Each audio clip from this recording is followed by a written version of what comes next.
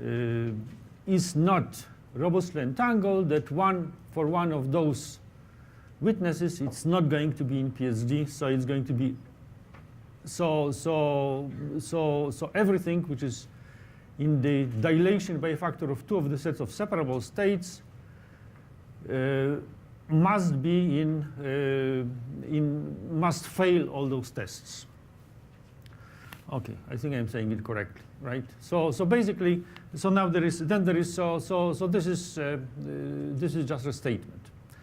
So now the next thing is the next 2 steps is sort of like the simplifications of the setting. So first of all, what can we assume about those witnesses phi I? So first of all, by any kind of an argument, either by perturbation or by enlarging the space, we may assume that each of those has invertible image of identity under any of those maps, and then by composing with the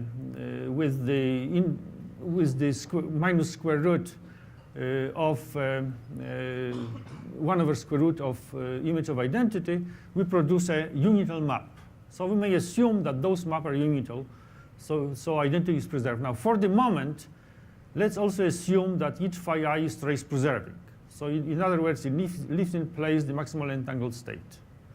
So then we we consider this convex body, which is sort of corresponds to that inclusion over there, and that convex body has to be contained in twice SEP, and of course it contains SEP itself. So it gives us an approximation of SEP within a factor of 2. So now let's just count vertices. Now here, why do I insist that it's trace preserving? Because this gives us this condition, and this means that the dilations corresponding to different phi i's are consistent. This is a very easy mistake to make when you try to prove this our result. But okay, so now but now assume for the moment that we have those trace preserving witnesses. So we just count faces, since we have intersection of if each of those if each of the faces of these polytopes of which we are taking an intersection contributes a hyperplane, right? And so there will be only as many hyperplanes, as many faces as there are altogether in all those polytopes. So it will be at most that many polytopes, right? And so now, this gives us the outcome, right? Because each of the polytopes contributes that many. We have the exponential in the square, so we get so n has to be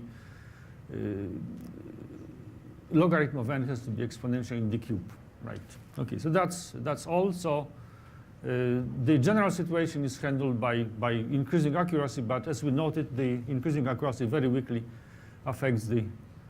Okay, so this is well, conclusion. Well, so here the only thing is that there are some things that we didn't really pursue, but there are obvious ways in which directions in which this can be further pursued. Thank you.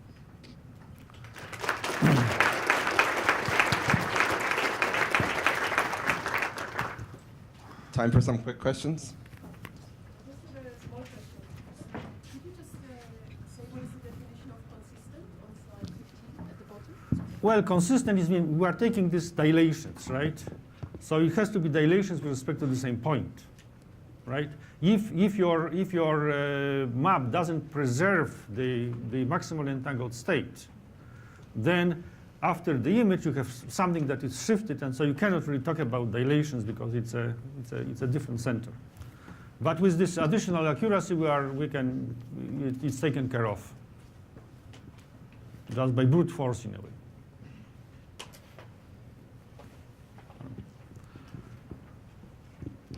So for that second to last question about what if you allow a larger space, that would with your techniques, that wouldn't survive very long, right? Because At least in the first analysis, right? But we didn't really think about this hard.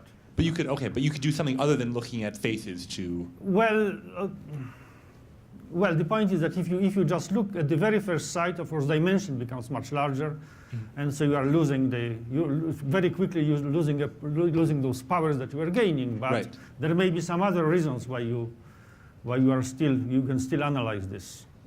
Okay, thanks. Right.